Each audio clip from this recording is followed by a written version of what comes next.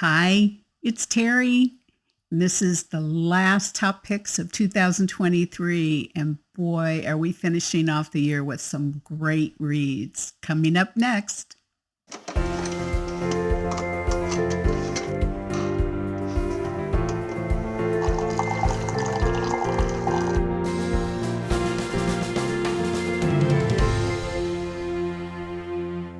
Keep reading. Hi, Terri Gillespie here, and welcome to my top picks for December, the last episode for 2023. And man, has this year gone by fast?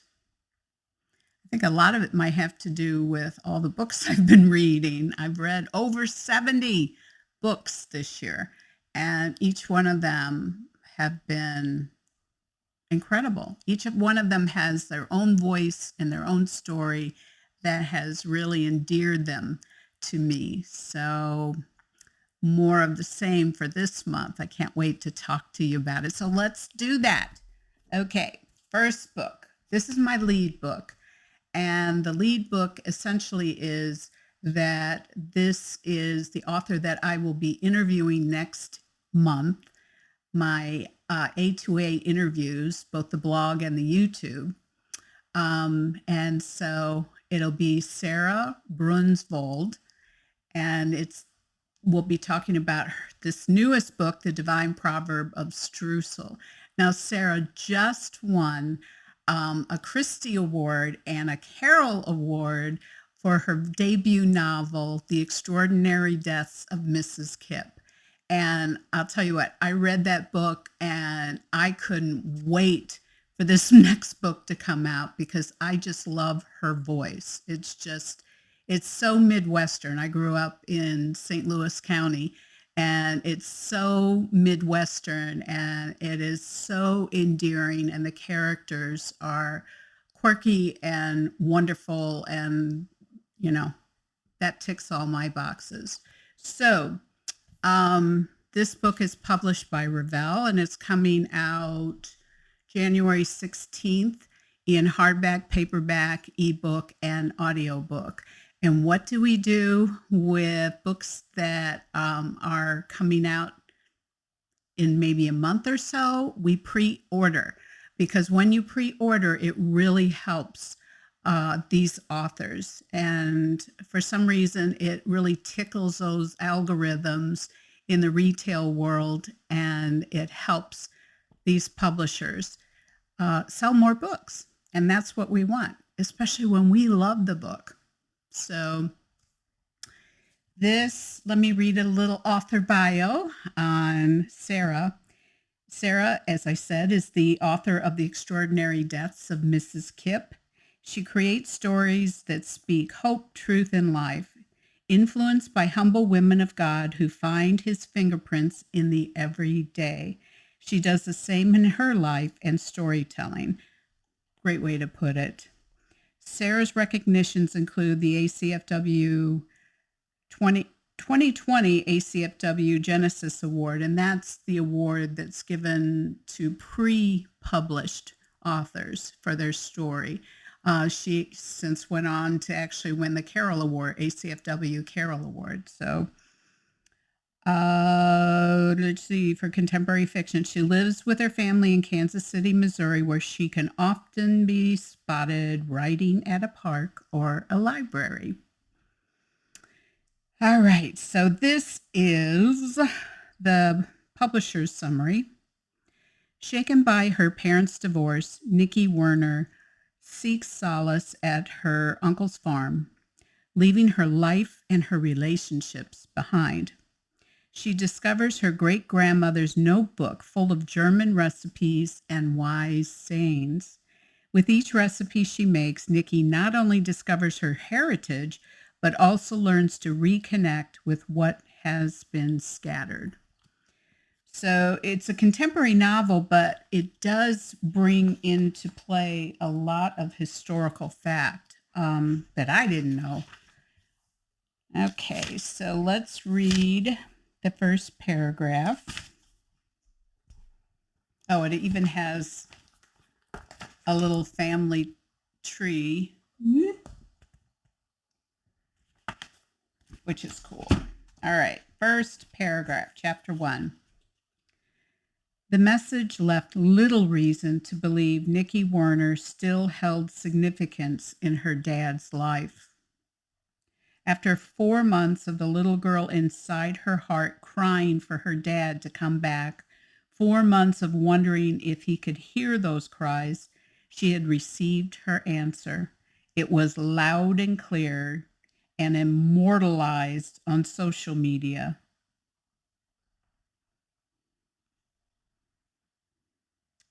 Yeah. Can't wait to interview Sara because I grew up in the Midwest and she has very much a Midwestern voice. And in my review, I talked about the fact that it felt like she had gone back in time and was sitting with me in my grandmother's kitchen.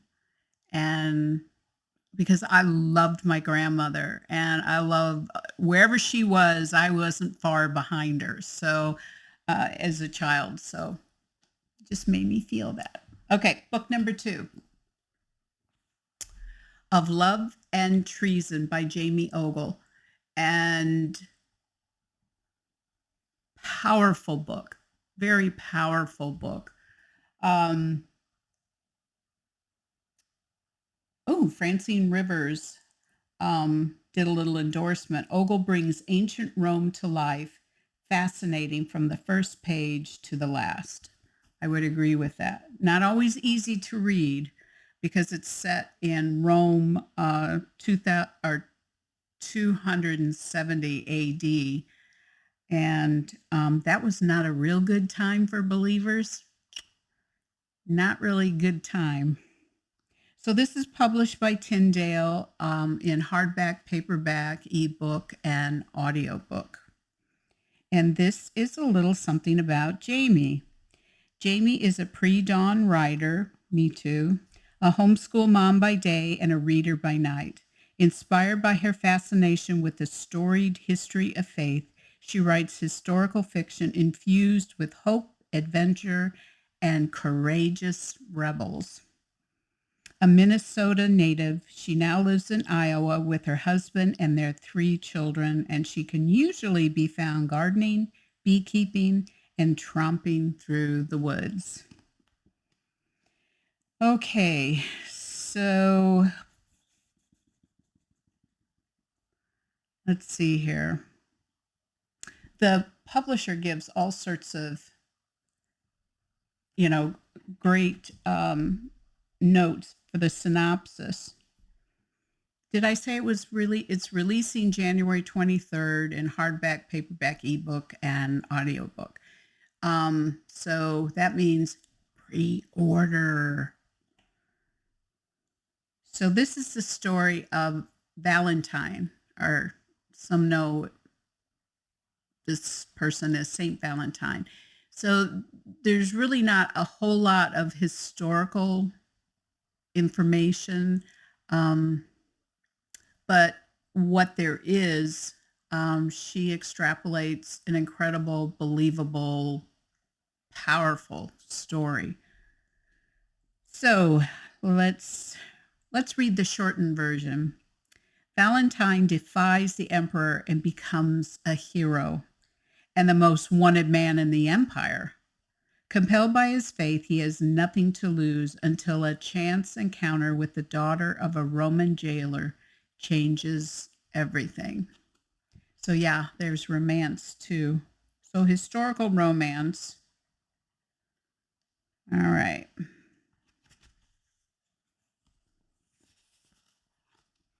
And I want to read this because it gives away too much. Okay, chapter 1. City of Rome, September AD 269. The merchant promised a miracle if Iris wore the pendant. It restores what has been lost. His voice dropped, thick with secrecy, as if afraid he'd be overrun by every careless citizen looking for misplaced purses and apartment keys. I watched it grow a full head of hair on a bald man and add 2 inches of height to a stooped old woman. I am certain the pendant will work for you.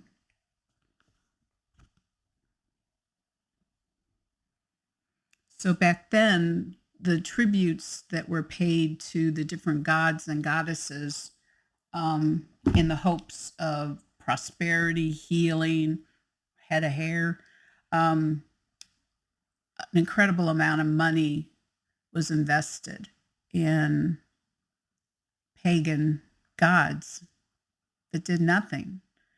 So it's no wonder that people who believed in the one true God, who didn't ask for anything, who did for us, just didn't sit well with the powers to be. Great book. Really challenged me as I was reading it. It really challenged me when we live in an age of people praying for prosperity and things like that. Are we willing to give our life for our faith? I was thinking that almost the whole way through that book. It was just sometimes difficult to read, but powerful. It just really left a lasting impression on me and challenged me. Next book, The Foxhole Victory Tour by Amy Lynn Green. I love this cover. It really speaks of World War II, doesn't it? Just love it.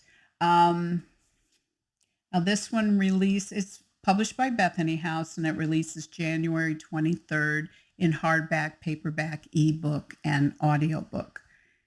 And pardon me, as I said, historical fiction, World War II era. And let's read a little bit about Amy. So Amy has always loved history and reading, and she enjoys speaking with book clubs, writing groups, and libraries all around the country. Her debut novel, Things We Don't Say, was nominated for a 2021 Minnesota Book Award and won 2 Carol Awards. Things We Didn't Say and the Blackout Book Club received starred reviews from both Booklist and Library Journal. Amy and her family make their home in Minneapolis, Minnesota. All right. So this is the publisher's summary. During World War II, Catherine Duquet and Maggie McLeod come from different worlds, but are thrown together on a USO variety show touring North Africa. While they each have secret reasons for accepting the job, neither anticipates the danger and intrigue they'll encounter performing so close to the front lines. Now, depending on your age, USO tours, especially during World War II, were very popular, and there were newsreels that were shown at movie theaters of the different tours, and they're put on by different groups and usually headed by celebrities, or they give their face toward it, and they would travel to different places in Europe. A well-known celebrity was Bob Hope. Bob Hope USO tours were pretty well known in that period. I remember them because I remember watching the different newsreels that they would show on old black and white movies and things like that. Now, what I did not know, and this is what I found out reading this book that Amy wrote, was that there were USO tour groups that didn't have well-known celebrities. There were still talented in their own right, but and these were the ones that usually were sent to the front, to places where no celebrity would go, and they sang their heart out, danced their heart out, did all sorts of vaudeville, anything to bring joy and help the soldiers think of home and think of the reason why they were doing what they were doing. And this was so great because it really focused on people who wanted to become a part of a USO tour because, they were talented, or they thought they were talented, and they wanted some type of recognition. But anyway, it was just so good. It was just really good. Okay, this is chapter 1. February 22nd, 1943, Minneapolis, Minnesota. Maggie McLeod had exactly 24 measures to get her heels back on. The trouble was, she had to keep wailing on her trumpet at the same time, which made the whole operation much more complicated. Which is just kind of cool that she's a trumpet player. So, all right, next book. The Wind Blows in Sleepy Grass by Katie Powner. This book actually came out in September, and when I ordered it, I was so excited, but then several things came up and I had to focus on some other books, but I did not want to not highlight this book because I loved it. I really loved it. This is published by Bethany House. It comes in hardback, paperback, ebook, and audiobook. And this one you can order right now. And if you have Amazon Prime, you'll probably get it in a couple of days, and you'll be happy. Okay, so author bio.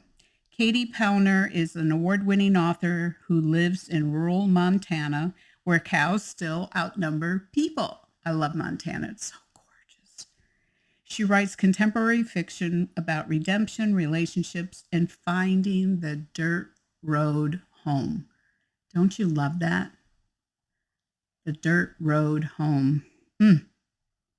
She's a mom to the third power, biological, adoptive, and foster, who loves red shoes, Jesus, and candy, not necessarily in that order. She's got a sense of humor. Okay, so this is the publisher's summary. Pete is content in his simple life in a remote Montana town. But elderly widow Wilma, try saying that fast 10 times, is busy meddling in Pete's life to make up for past wrongs.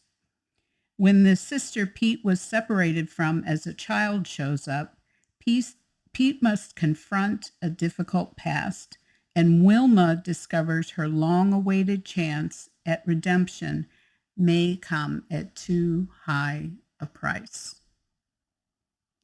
Okay, I do love quirky books, I should say, books with quirky characters that are the focus on the type of the heroes that you wouldn't consider a hero. And they might be people that you would just walk past, walk past at church, walk past in the grocery store. And because they're a little quirky, you wouldn't give them much more attention than that. And I love authors who are able to take those moments and then build whole stories on it with these characters and these pasts. And okay, let's read the first chapter. Yeah, Pete's a garbage man, or refuge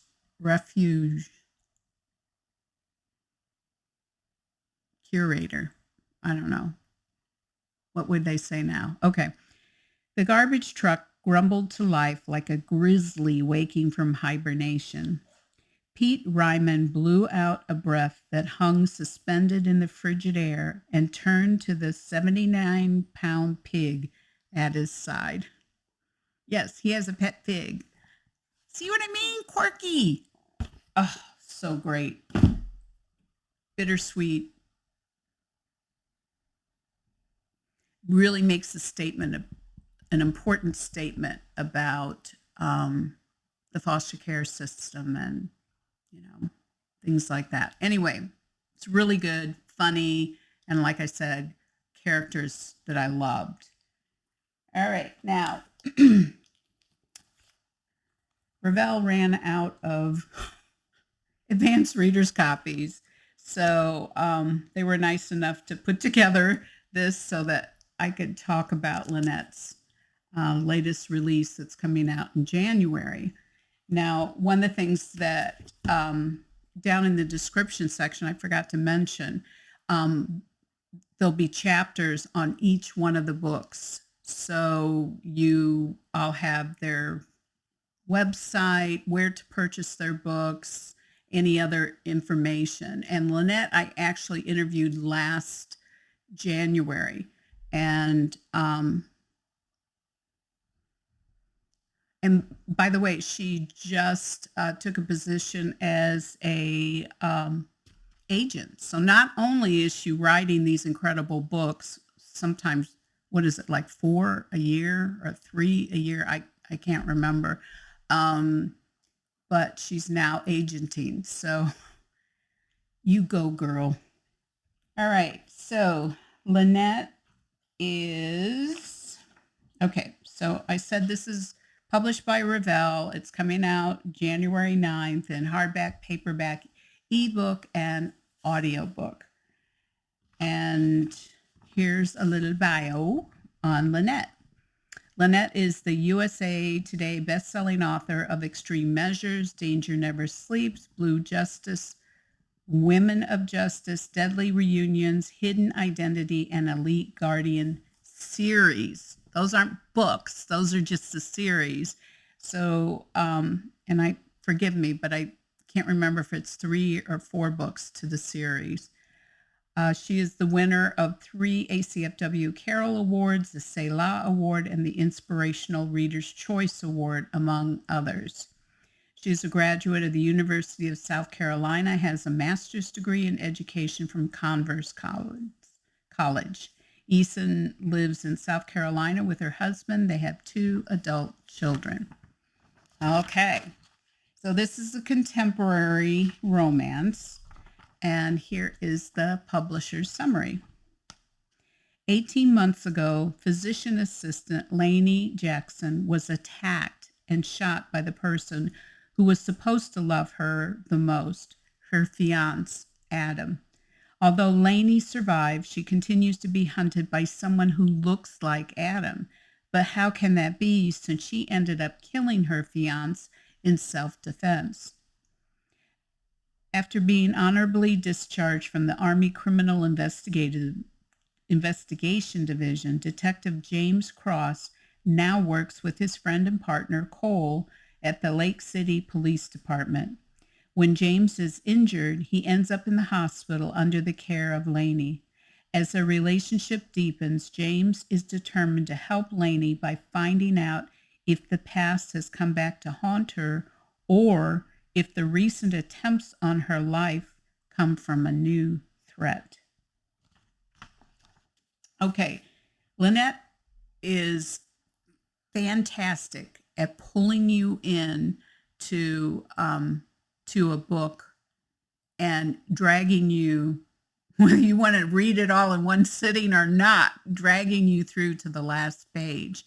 And you won't be sorry, because I'll tell you what, halfway through this book, I'm still thinking, Lynette, how are you going to pull this off? How do you resolve this? This is incredible. So it was great. Great, great, great. Pre-order, people, pre-order. If you like romantic suspense or suspense with romance, she's your girl. Actually, there's several people that do a good job, but I love Lynette. All right.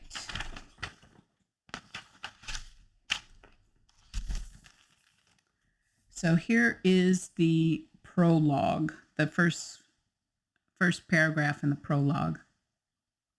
The click next to her ear jerked her out of a deep sleep to roll into a sitting position, a scream on her lips, her eyes on the man with the gun standing next to her.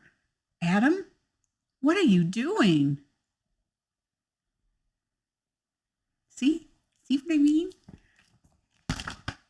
All right, so those are my top picks for December. And I have a feeling that you're going to find at least one, maybe all of them,